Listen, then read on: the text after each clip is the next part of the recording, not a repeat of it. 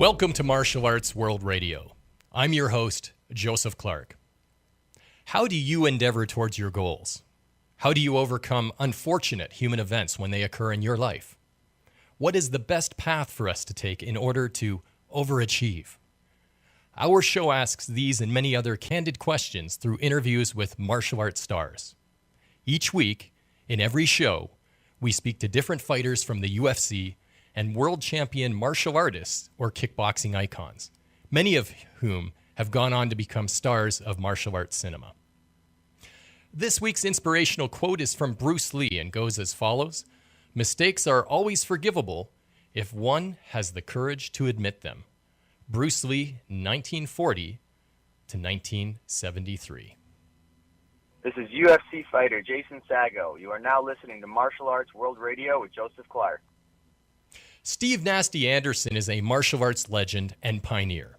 10 times world karate champion, he defeated Billy Blanks 20 out of 27 times, and he appeared frequently on the pages of Black Belt Magazine, Inside Karate, and Inside Kung Fu, as well as numerous other publications, including being named Competitor of the Year in Black Belt Magazine in 1982. And he is an inductee in the Black Belt Hall of Fame. Speaking to us from Ottawa, Ontario, Canada, is Steve Nasty Anderson. Steve, thank you for joining us this evening. Thank you. Now, Steve, allow me to begin by congratulating you on the birth of your twins this past May. Yes, thank you. And would you also tell us about your other child, your daughter, Osha? Yeah, Osha. Osha is a world champion. She's won the world championships 4 times, and she's won in the Taekwondo division and in the kata part, and she's won fighting and kickboxing. Oh, fantastic. Congratulations to Osha. You must be very proud. Yeah. Yeah, I am. You know, Steve, my first introduction to martial arts instruction was during basic training in armed forces. I was a reservist. I understand you also received instruction in the U.S. Navy. Would you elaborate on your training in the Navy? Well, the moment I went into the Navy, a little bit before, I had some instruction actually in Mississippi, and after I went in, I went to a local karate school owned by my instructor, Chicken Gabriel. It's called the United Karate Federation, and it's no longer exists, but he's still around. But, I went there, and when I was in the Navy, I just kind of worked out with some of the Navy guys, especially, the Navy, they take you out to sea for 6 months at a time. So I had to make do with what I had in front of me. And what styles are you formally trained in total? Chinese Kempo. I had some instruction in Taekwondo with Jeff Smith. And actually, I had a one-on-one instruction lesson with Master Jun Rhee. And I've done some jiu-jitsu with Michael D. Pasquale and a few other people. But I'm kind of a sponge, and so I'll take instructions from anybody if I think it'll work or be effective or help me out.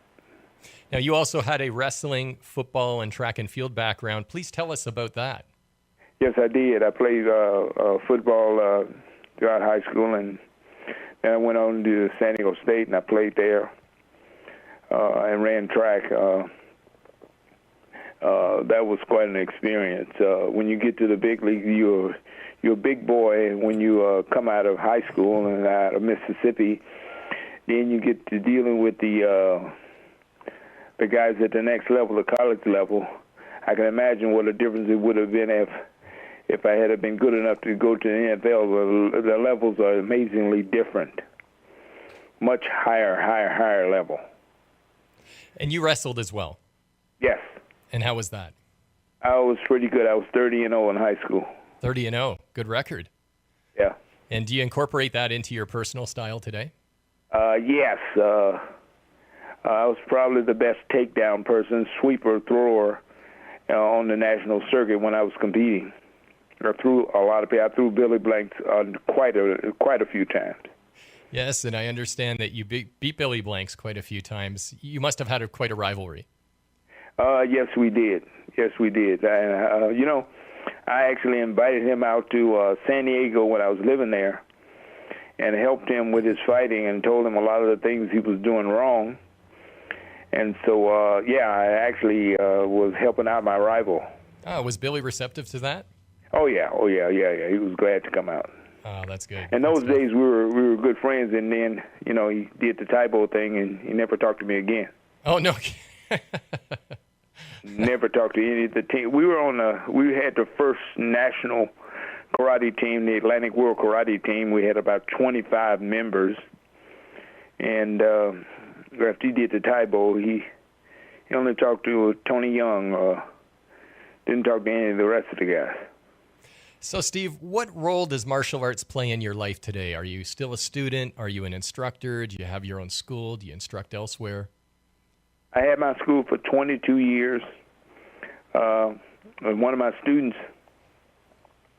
offered me a job as executive manager of Canadian Property Stars. That's his company, Ben Stewart, and he's one of my best fighters. He won the world championships 3 times, WACO World Championships. But he offered me a job, paying me way more money than I could make in the martial arts business. So I took it, and I do that full time.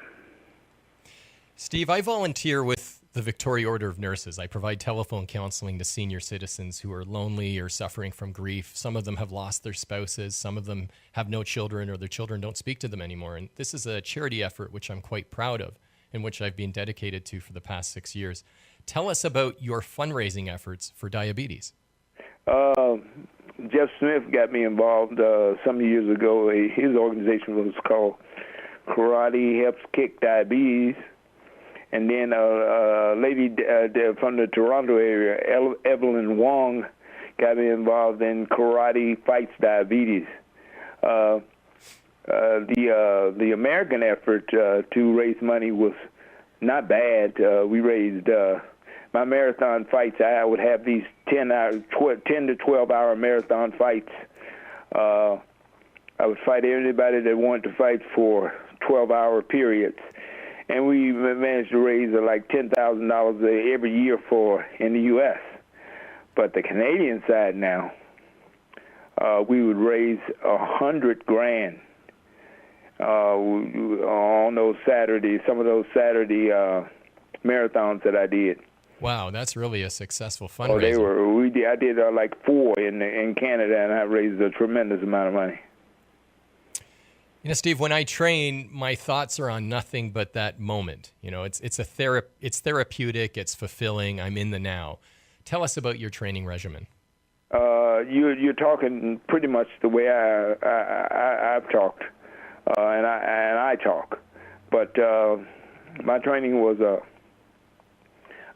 everything in. Can I talk candidly? Yes, you can. Please. I didn't really care about girlfriends. I didn't have any kids at the time. I didn't care about, I loved them. I loved my relatives and family and stuff like this, my brothers and sisters. But when it was time to train, I didn't worry about any of that stuff. I didn't worry about anything. I didn't worry about a job because I was a professional martial artist, and competing and winning fights is how I paid myself. So I was probably one of the first men. A girl named Linda Dentley were probably one of the few people who actually competed and lived off the earnings that we got from competing and doing seminars all around the country, actually around the world. And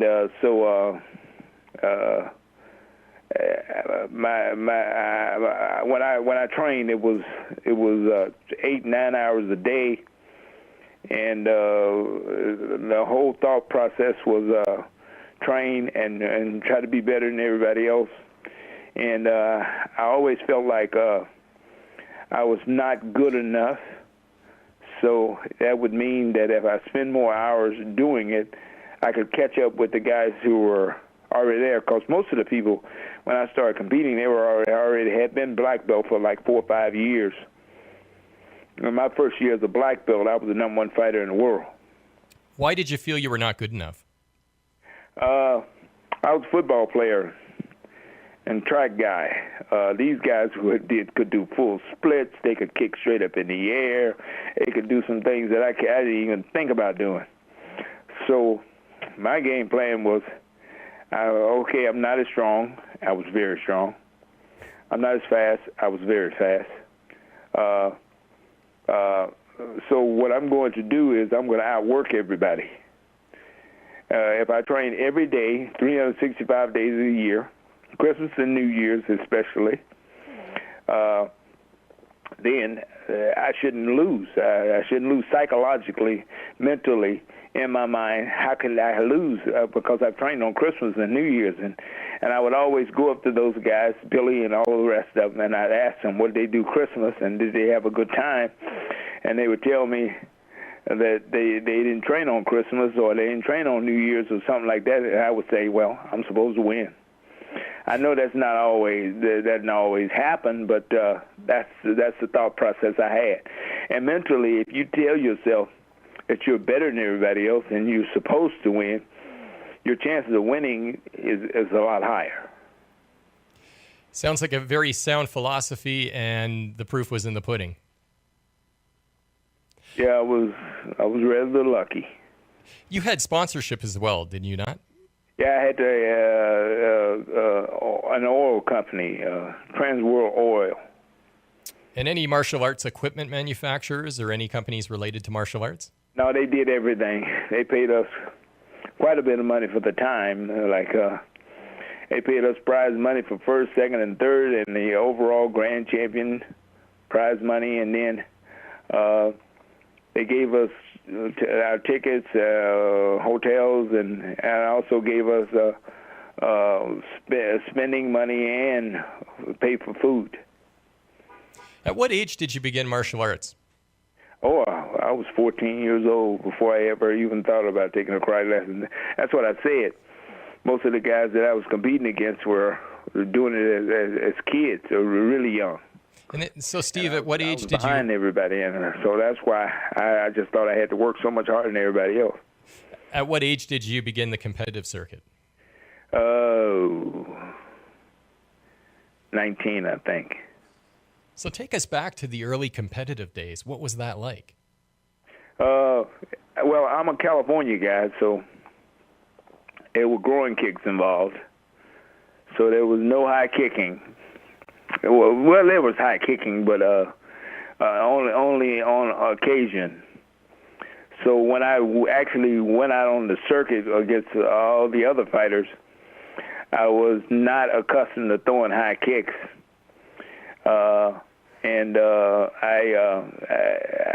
At first, my kicks weren't that effective, and I adapted, and I just trained kicks and got advice from kickers, and I became a pretty decent kicker.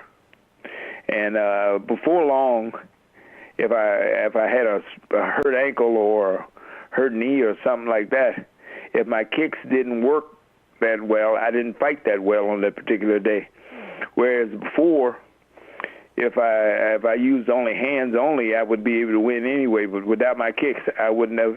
There's no way I would have been the fighter that I was. I needed my kicks. Steve, that determination that you showed during your training, that determination that you showed and dedication that you showed in the competitive circuit, has that followed you to other aspects of your life? Yes, it has. The job that I have now and the things that I've done and the work ethics that I have rub off on the people around me. And at 61, most people don't understand how I can work the number of days that I work and work as hard as I work. And anybody that's ever worked with Steve Anderson will tell you that he works tirelessly all the time, maybe too much. But I've always wanted to perform at a high level. Always, always, always, always. And that high level, anything possible to win. That expectation that you have to perform at a high level, does that apply to being a parent? Yes, it does. I have to be good at that. Now, Steve, we're coming. My daughter who lives with me, and my daughter lives with me because she says, "Dad, when I'm with you, you discipline me. You chew me out when I'm doing something wrong. You constantly stay on my case." And she finds that I do that better than her mom. But Steve, last question, because we're coming up to our wrap up here. What are some of the most challenging hurdles you've faced in your life outside of karate, outside of the competitive circuit? Mississippi. Please elaborate. Okay. I was born in Toledo, Ohio. At 5, my mom moved to Mississippi to be with her mom, and she separated from my dad. And the Mississippi life was just god-awful. God-awful. How so? Nobody that I ever competed against, and I fought more guys than anybody probably in history. I had to go overcome the things that I had to overcome as far as racism is concerned. Because most of the guys I fought, I don't know I ever fought another guy from Mississippi. Well, I went to Mississippi and fought there once. But as far as the people I fought on the national circuit and the world circuit, nobody had to deal with what I had to deal with in that Mississippi thing. Being told that you were going to be nothing and be nobody, you'll never be anything, and I even had my own relatives saying that to me. So it would have to be Mississippi, and Mississippi is the place that I hate the most. It's the worst place in the entire world to me. There's no place like Mississippi. They'll tell you. I remember a number of years ago, they invited me back for the class reunion, my high school. And they kept telling me, our reunion is on this date. And they said again, our reunion is on this date. And I said, what do they mean? So what they meant was there's a white class reunion, and there's a black class reunion. I said, and you want me to come to that? I said, what I'll do is I'll go to the white class reunion. That's the one I'll go to. Not because it's going to be better. The black class reunion will probably be more fun. But I'll go to that one. I'll bust right up in there and call the police if something goes wrong. Steve, I'm going to stretch this out one more minute. I have one more question for you. Yep. You're getting discouragement coming from all angles, even from within your own family, because that's the expectation. That's the conditioning. That's the culture and the way that you're being raised in Mississippi. How did you deal with that and overcome it to become the champion that you are?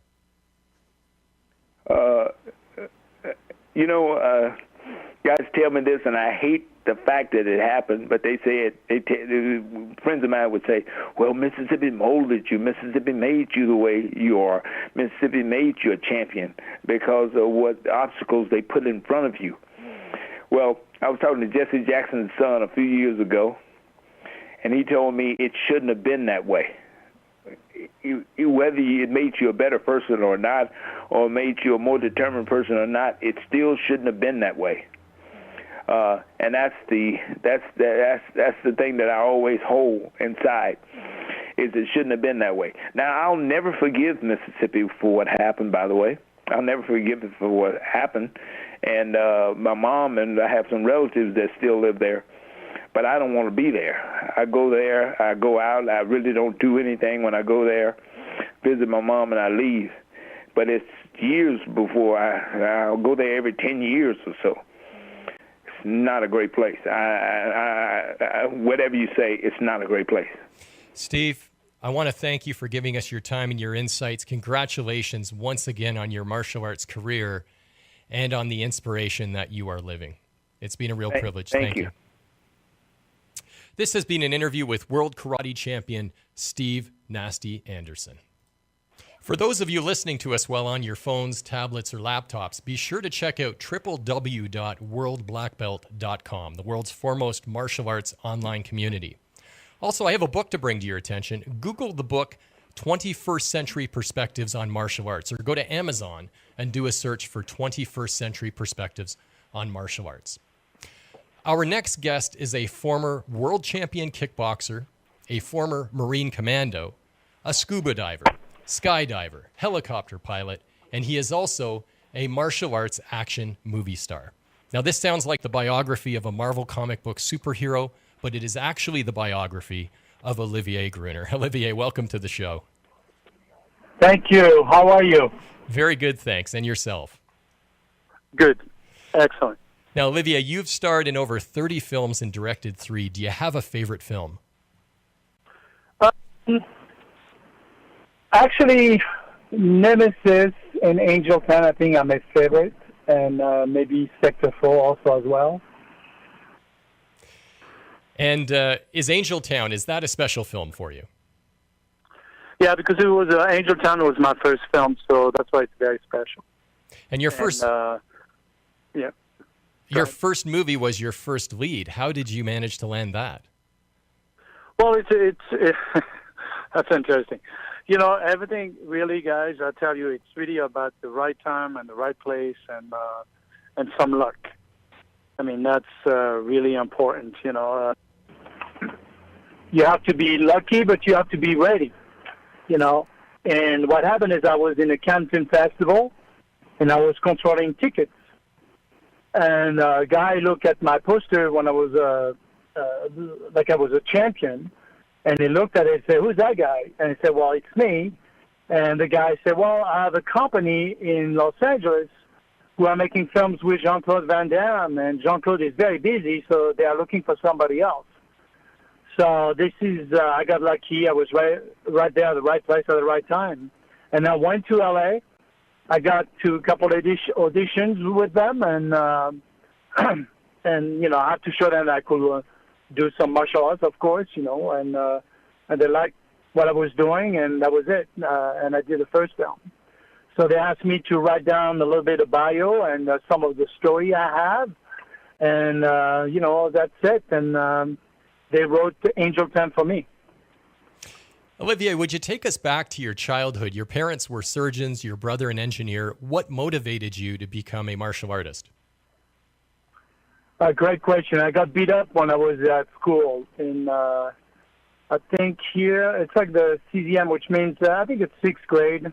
You know, I was coming back from, actually from middle school, and in a dark alley, and some kid stopped me and asked me for my money, and, you know, and I give them my money, of course, but I got scared, you know, and I was like, well, I'm not used to that. So I started, you know, to learn martial arts, and then I saw a Bruce Lee film, and of course that took it over the top, you know. So that was, and I started doing martial arts. What style did you start with? Karate Shotokan. Shotokan. Because we didn't have any. Kickboxing was not allowed in France. Like the UFC, MMA is not allowed right now in France. I don't know if you knew that.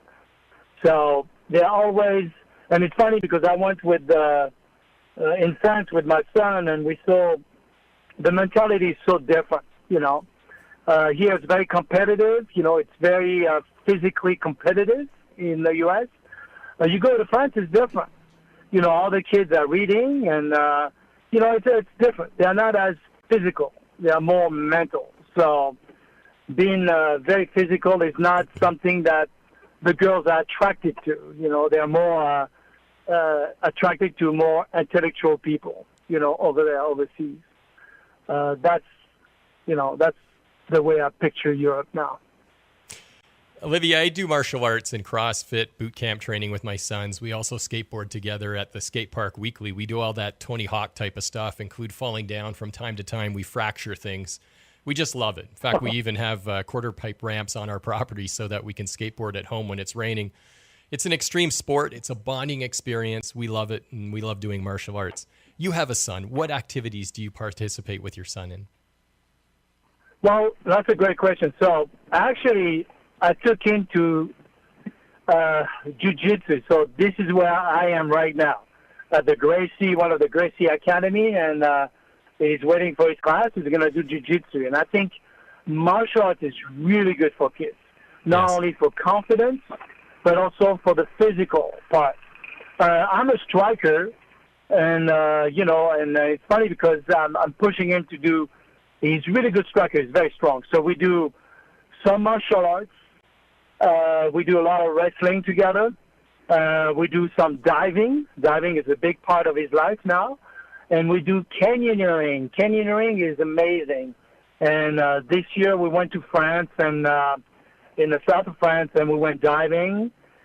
And he's 12 years old, so he's still young, but he's amazing what he does. You know, he actually, when we did the canyoneering, jumping 33 feet into a very tight between canyons, and we did that for 4 hours between rappelling, sliding, and honestly, everybody was impressed, and we were not waiting for him. I mean, the kid was like just going. He was actually in front of us, and everything he was doing was even better than us because of his past. He did some parkour, and parkour is excellent for kids as well. And I'm very proud of the thing that the way he is now, he's a pretty amazing athlete. You know, he doesn't know that yet because, when I tell him that, he doesn't believe it. So, you know how it is. That's because you're his dad. Yeah, exactly. At what age did you enter the military? 17 and a half after high school. I joined the military. And did you do hand-to-hand combat in the military? We did, but it was not like, it was very basics. You know, it was not like it was very basics because most of the time, and even now, now they are a bit more advanced because they're going through close quarter. But if you think about it, the war changed a lot. Now we're going closer to each other, so it's more personal war. In the old days was more, long rifles, still when we did some diving and we're getting closer to the Sentinel and when we were taking over boats, that was close quarter. But it was not like the hand-to-hand combat was not really the priority of what we were doing. It was more tear gas, more guns, more strategy, and how to infiltrate ourselves without being seen. That was a big thing. Sure. So we used rebreathers, skydiving, anything we wanted. Anything we wanted to be able to infiltrate ourselves and to take over or, to finish a mission we had to do. And that's where the skydiving came in? Yeah. It's parachuting was very interesting. When you do parachuting in the civilian world, you don't wear any bags or any guns. We used to have our guns tied up because we used to have rifles. The FAMAS at that time was not there yet. It was coming in, but it was not there yet. So the FAMAS now it's pretty small. But I remember one day I had to carry the 50 caliber, and the 50 caliber was strapped around my leg. So before you hit the ground, on the way down, you had to push a button that will release that sling that will drop the gun underneath us. So the first thing will hit is actually the gun, and then we'll hit afterwards. So when we do that in the water, now the problem landing in the water is interesting because if you are in the middle of the ocean, you can't tell if you don't have any boats. You can't tell how big the waves are. So that could be an issue. You can't take out your chute because what we do is when we do water, we have to get rid of the chute. And sometimes we get rid of the chute before we hit the water, and especially when it's windy. And we can get ourselves in trouble. It could be 10 meters, like 33 feet or 40 feet, and with the fins on, it's it can be a little bit hard on you, especially when you have the bags and everything. So, Olivier, let's get into your competitive kickboxing career. Take us back to, if you can recall, your first professional bout, and tell us a little bit about that, how you felt, how you overcame the nerves. What was that like? Well, as soon as you become professional now, it's you win money. That's the difference between amateurs and professionals. And the amateurs, you step in the ring or in the cage, it doesn't matter. You're amateur or you're professional is the same, except maybe the level is higher, but it's still the same. You still fight somebody else, and somebody is very competitive. So it didn't change any. The only thing that changed, I'll tell you the story, you're going to love this. When we went back from Spain, my trainer paid me on the way back to Paris, and he had a suitcase full of money for me. I was so excited. I said, I'm rich. I opened the suitcase. It was full of money. I was like, yeah, I'm rich. And when I changed it, it was only $2,000. Was it all ones? That was very funny. I was like, yeah, the feeling of making so much money, I was so excited. And then, of course, it was not bad. You get a lot of sponsors. You don't pay for anything anymore. So, but that was my, that was one of the things that was funny.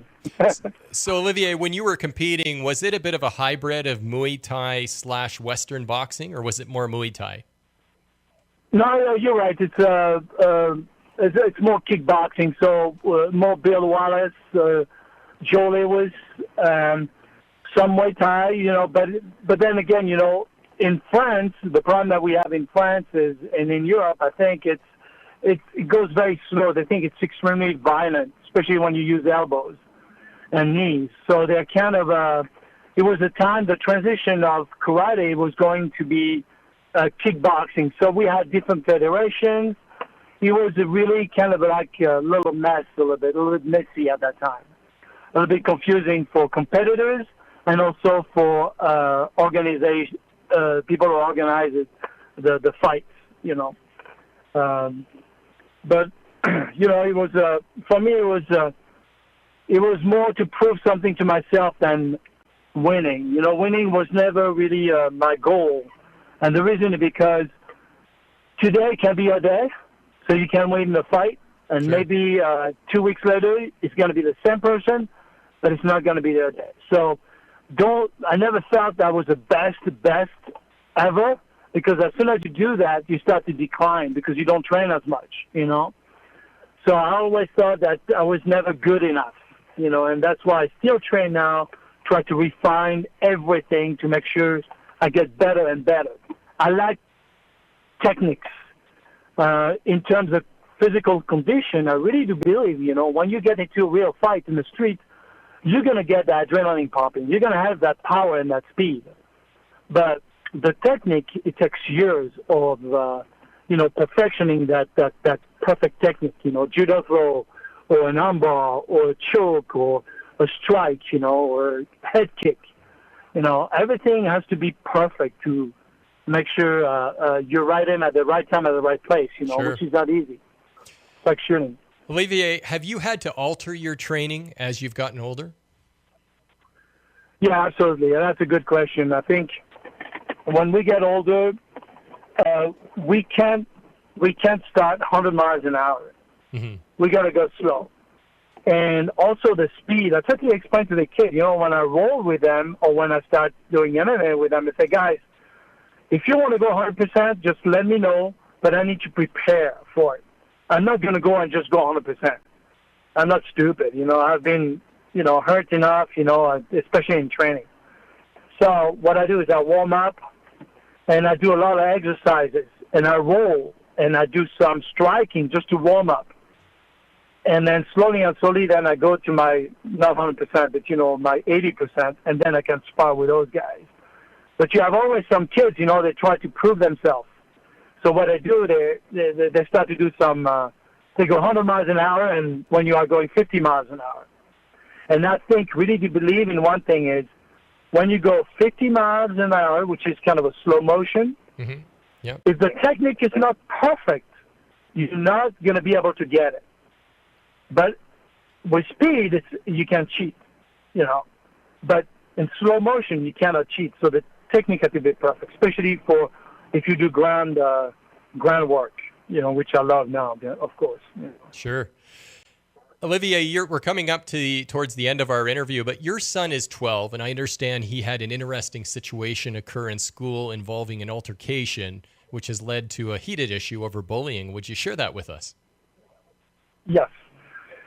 Well, for what the information I gathered, right, my son was getting bullied by this kid, and they were calling him names. And the like those names, faggots and all that kind of stuff. Beep beep beep.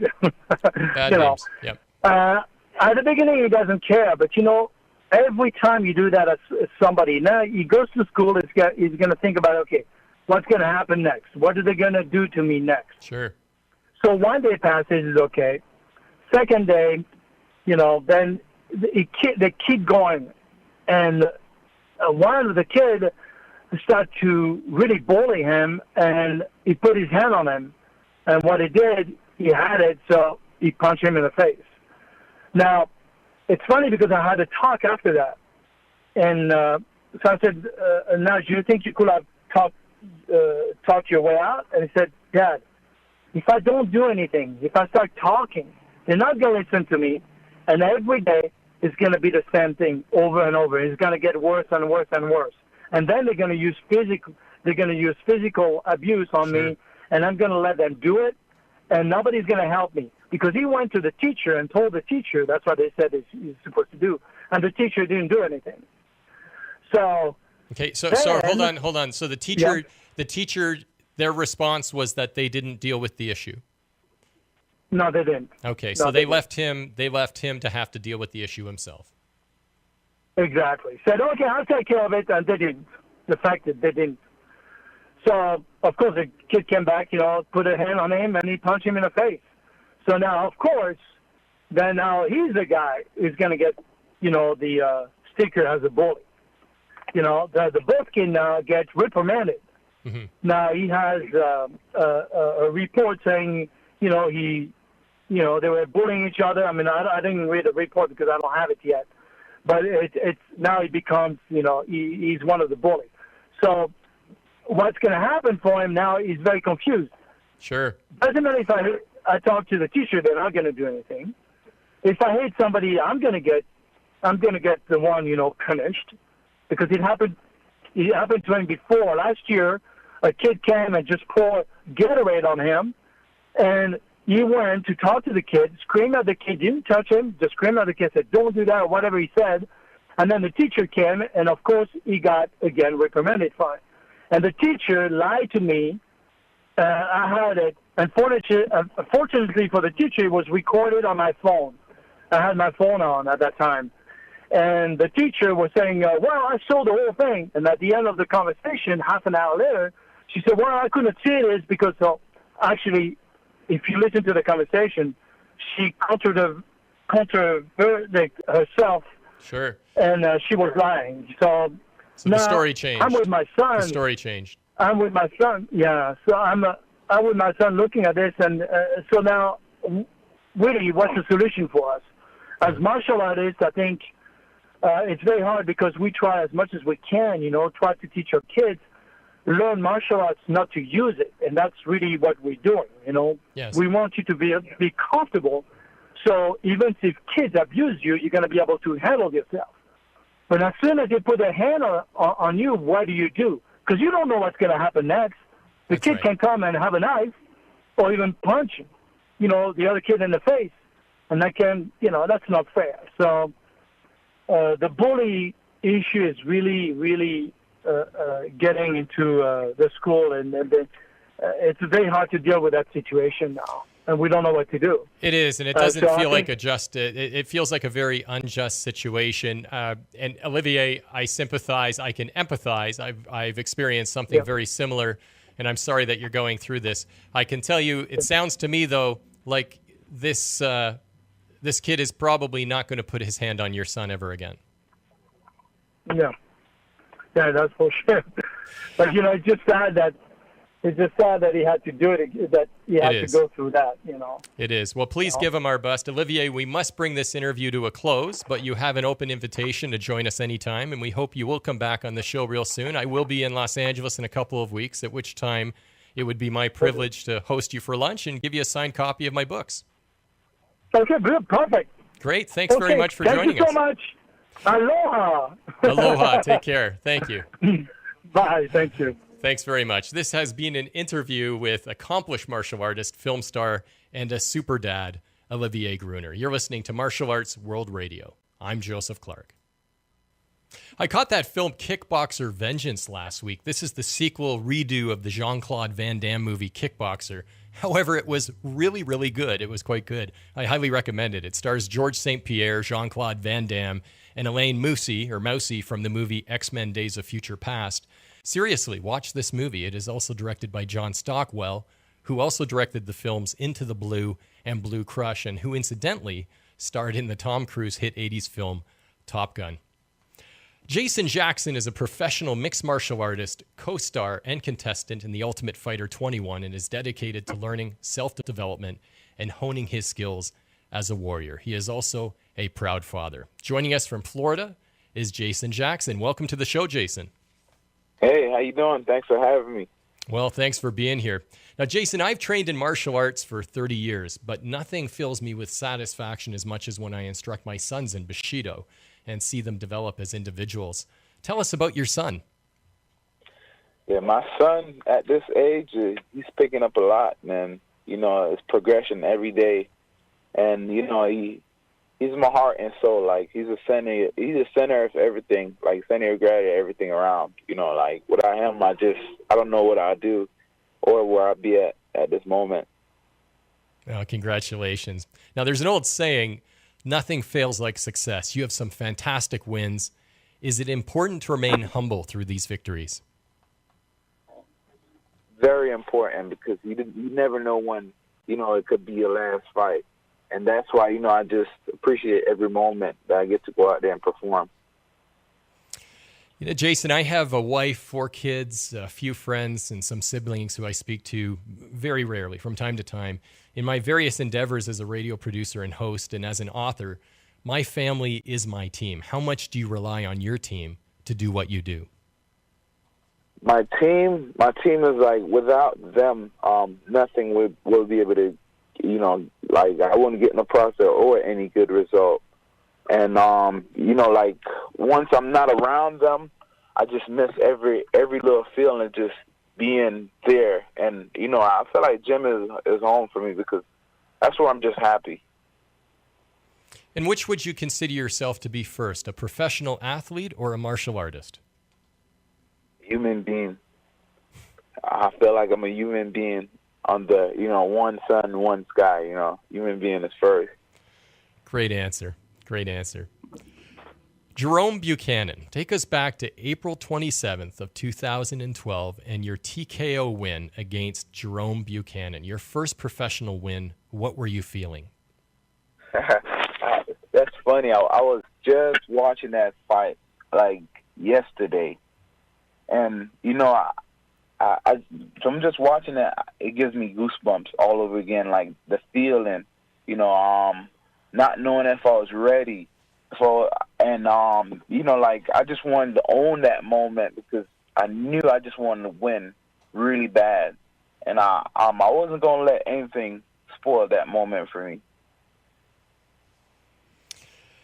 I teach my sons that a reality of martial arts is that anybody can win a fight and anybody can lose a fight. Jason, when you step into the cage, how does a warrior such as yourself increase the odds of victory? Well, I always pride myself on 2 characters, Jason. You have Jason Jackson, then on the other hand, you have the ass-kicking machine, which is like the alter ego side of me. And, once I go out there, I realize, like, I'm able to do, like, break barriers and past limit that I didn't know I could have passed. And you know, like it's just a blessing, I feel like. Has the MMA community of fans been supportive of you? Very. I have a lot of upcoming fighters, talented fighters that actually looks up to me right here in Florida. I want to continue on, you know, inspiring them and motivate them, show them that, yes, it's easy. You could do it as long as you believe and as long as you can sell the dream to yourself, everybody else will buy it. So tell us about how you were selected for The Ultimate Fighter. Yeah. You know, before Ultimate Fighter 21, there was season 19, and that was the weight class for the 185 and 205er. And I tried out, and, you know, I just couldn't make the weight for 185. I was walking around like at 180, and, you know, I'm pretty sure, you know, Joe Silva recognized the talent, and he wanted to use me, and it was a perfect timing right there. American Top Team versus Black Zillion. I was ready and prepared for the moment. You know, any opportunity that was going to come, I was going to seize it. So what was the daily routine like when you were on the show? You know, wake up in the morning, have to share like kitchen and with the enemy, and not really enemy because everybody, you know, become a little closer. From it doesn't matter what team it was more, to me, I felt like, you know, we all was fighters. That's what I was finding out, other than looking at them as opponents. So, you know, we at least we went out there and did what we were supposed to do, but at the same time, I felt like it was building a bond as just fighters and human beings. So that was like part of the show that I really enjoyed. When you guys were training on the show, how were the training routines compared to your own training routine when you weren't on the show? Were they harder, the same, easier? I felt like on the show it's a little more attention and a lot more distraction. But the training was great because, you know, what comes with that attention, you know, we get everything that we needed at the moment. And but I enjoy training more other than on the show, I'll tell you that much. So once you got on the show, from a psychological aspect perspective, intimidation, head games, just the manipulation and the day-to-day routine with these guys, were you well prepared for that, or was that something new for you? You know, I always pride myself on show up and show out. And that was one of the codes that I actually live by in the house. Like, you know, you don't have no time to think. You don't have no time to prepare. You just have to be ready. And just do your best, nothing less, nothing more, just your best. And that was me right there on the show. How many fights total did you participate in? 2. The last one, you know, I felt like, you know, it went a little bad, and the referee did a bad job actually, you know, reffing the fight. But I'm not going to make an excuse, but, you know, I had fun. When you were eliminated, what did you learn from that experience, Jason? I didn't feel like I was eliminated. I didn't. You know, I just felt like, you know, I let my team down a little bit, yes. But at the same time, you know, I knew I went out there and gave my best, so I didn't felt like shit or anything. I just knew, you know, I could improve a lot more, and that's what I'm working on at this moment. So how do you prepare yourself mentally for a fight? I mean, you just had a terrific fight, which you won recently. Congratulations. How do you prepare yourself? Well, so, like, in the locker room and the week of the fight, I challenged myself. I said, Jason, this week is the most important week where you need to spend a lot more time with yourself and figure out everything that's going to upset you, throw your day off. And if you can overcome it, you're mentally ready. You're mentally ready and physically. Because if once you set that challenge that nothing gonna mess your day up, and you let nothing mess that whole week up, and you have a unstressful, fight week, is in no way your body not gonna go out there and just do what it's supposed to do. So on the topic of challenges, Jason, what have been more difficult for you? Challenges in the cage or challenges in life outside the cage? I think the challenge inside the cage is easy compared to the challenge outside the cage. I tell you much, because it's the MMA life that breaks everybody down. I think anyone and everybody could be an MMA fighter, but it's just the part that they never get through, which is reality, which is taking care of reality and taking care of business inside the gym. And that's what a lot of fighters gave up being a fighter, because the lifestyle is hard. Do you apply your warrior philosophy to the other aspects of your life? Of course, definitely. Well, just the discipline area, and it makes me stronger mentally. And you have to be mentally to survive out here in this universe, I tell you. And physical as well. Jason, we've got a lot of up-and-coming future champions who listen to the show, young fighters who have their set sight on the octagon and the cage. What advice would you give them tonight about about the goal of being a professional fighter? Like, to me, the goal of being a professional fighter, you always have to trust yourself, knowing that yourself going to lead you the right way, and have a lot of self-discipline, because I haven't yet hit the top, and I feel like, it's still more wisdom and knowledge that I have to be taught. And that's one of my advice that I just want to leave everybody with. Always give it your best, no matter what the situation you're in, good, bad, outside the cage, it doesn't matter. As long as you give it that little bit of open up window opportunity to try that you have, just try. That's considered as being your best. And that's all you always have to do. You will never feel guilty at the end of the night, knowing that you give it your best. You don't have to explain nothing to no one, win or lose or loss. Who would you say was your toughest opponent to date? My toughest opponent was definitely my last fight.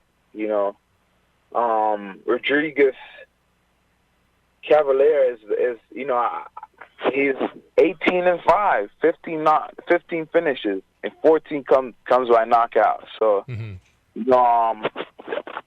I knew this fight right here was a test for me, and I didn't want to shy away from this test. I wanted to challenge myself, and this was the opportunity I felt like to seize and challenge myself. And he pushed me past the limit that I didn't know that was there inside me, and I just want to thank him for that. Jason, this evening we've got a live feed that's taking place to followers on Twitter and on Facebook. You would think that this would not be anything different or new for me. I mean, I'm broadcasting live radio. Anything can happen on live radio. We have technical challenges. We have guests who stand us up from time to time, which is probably why I pestered you so many times to give me reassurance, But, along the way when I was sending you those texts and reminders. But tonight, having this live video feed, I was a little nervous starting the show tonight because I thought, how is this going to be different? And then, of course, once I slipped into the usual routine and I start engaging the guests, I feel comfortable again. When you're doing The Ultimate Fighter, were the cameras and the production and the crew a distraction? How was it different from typical training and typical fighting in the cage? That's a good question right there, because the first week of when we was actually inside the house, I was just so uncomfortable around the camera, and I was happy that they actually gave us a week to get used to it. And then after a while, it felt like the camera just wasn't there at all. But I would say maybe 10% of the time the camera could be a distraction. But other than that, once you're focused and you tell yourself, nothing in this world gonna mess my day up or throw my energy off or mess my vibe up, because fighting is a rhythm. And if you're tense and tight, you're not gonna be flowing. You know, so definitely, like, you know, camera, it just wasn't there. I wasn't gonna let it mess my mojo up. Very good.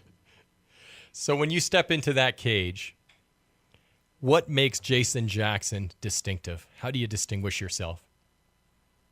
When I go inside a cage, like, nothing. It's just blank, and then I talk to myself all the way up until the bell ring. Like, Jason, you've been here before. This is nothing. This is nothing new. You know, just go out there. Don't even think. Just move, react. Let your body just take over.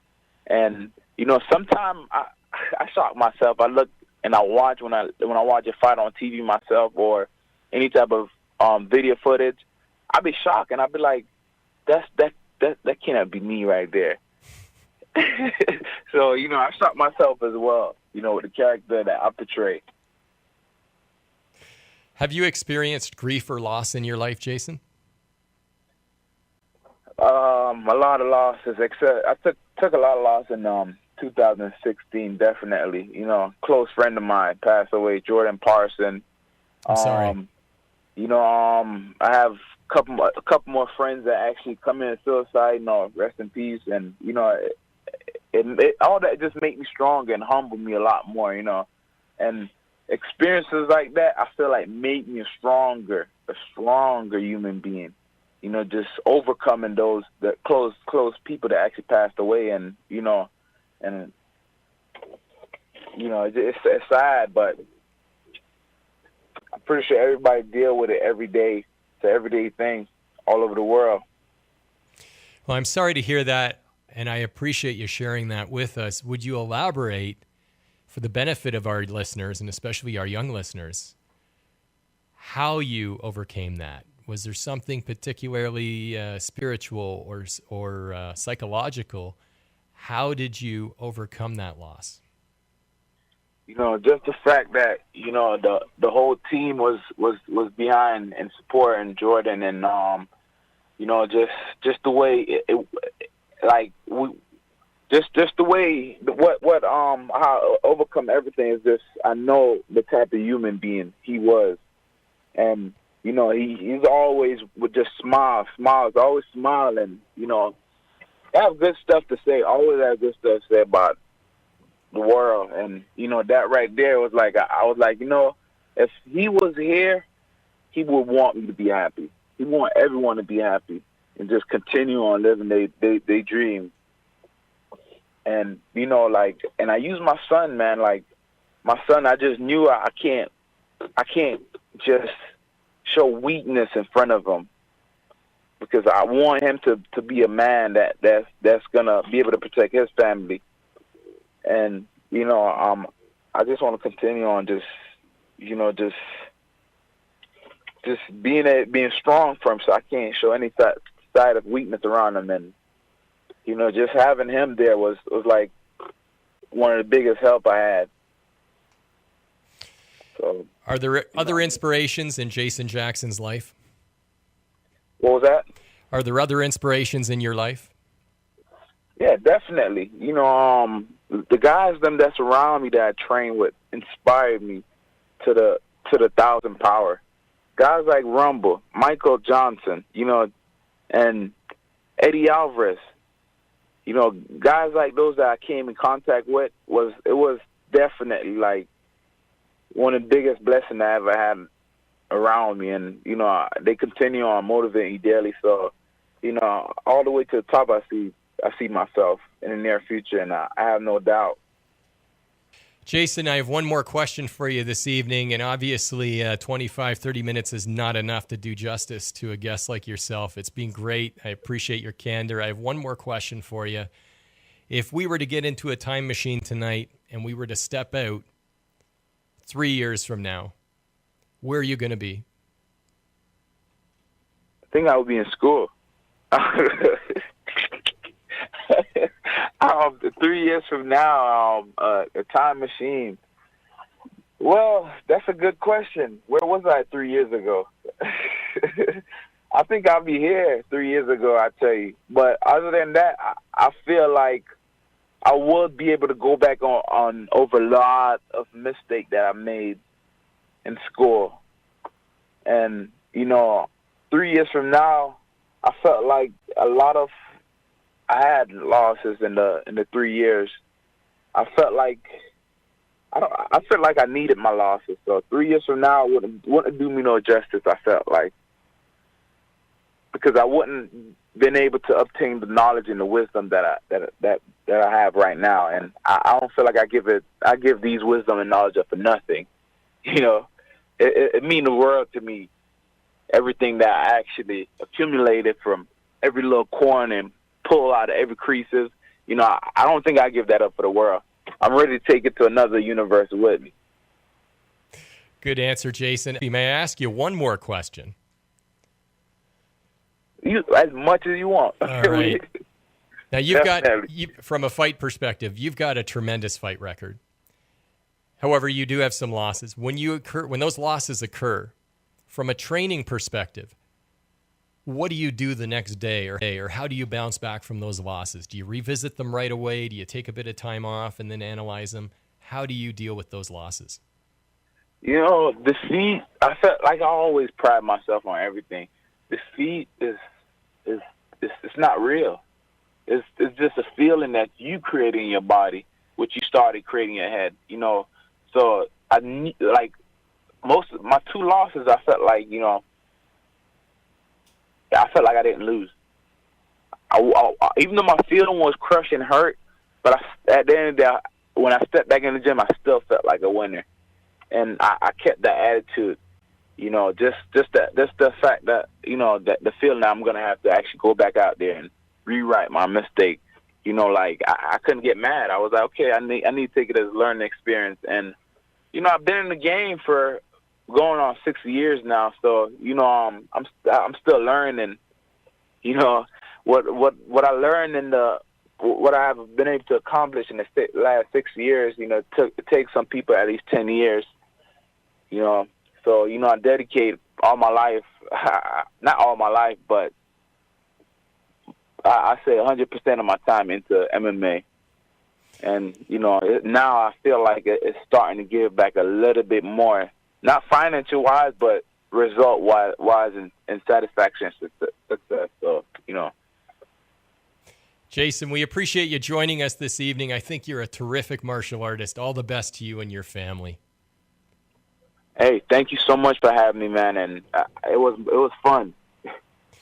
And it's been fun for us as well. All the best. This has been an interview with professional MMA fighter and co-star of The Ultimate Fighter 21, Jason Jackson. You can listen to Martial Arts World Radio on 91.3 FM Mondays at 7 p.m. You can also stream it live or listen to last week's episode at our website at www.mawradio.com, or listen to episodes of our show on Facebook, Twitter, LinkedIn, or YouTube by following Martial Arts World Radio. Thank you for listening. I'm Joseph Clark, wishing you safe travels.